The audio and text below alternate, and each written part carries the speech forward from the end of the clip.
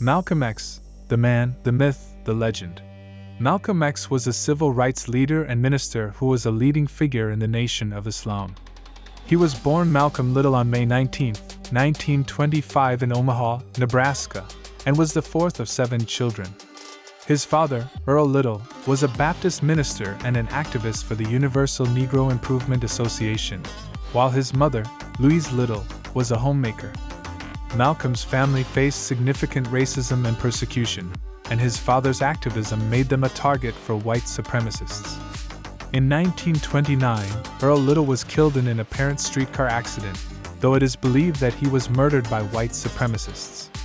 Louise Little struggled to provide for her children and was eventually committed to a mental institution, leaving Malcolm and his siblings in foster care. Malcolm struggled in school and dropped out after the 8th grade. He moved to Boston and then to New York City, where he became involved in criminal activity and was eventually sentenced to prison in 1946. While in prison, Malcolm converted to Islam and joined the Nation of Islam, a black nationalist organization.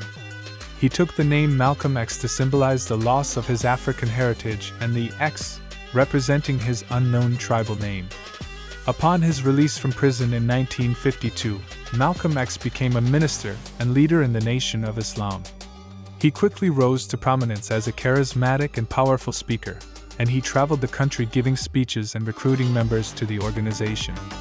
Malcolm X was known for his strong stance against white supremacy and his belief in black nationalism. He argued that African Americans should be independent and self-sufficient, rather than seeking integration with white society. Malcolm X left the Nation of Islam in 1964 and made a pilgrimage to Mecca, where he converted to traditional Islam and changed his views on race.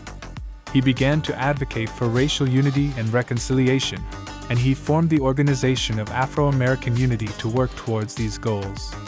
Tragically, Malcolm X was assassinated on February 21, 1965 while giving a speech in New York City.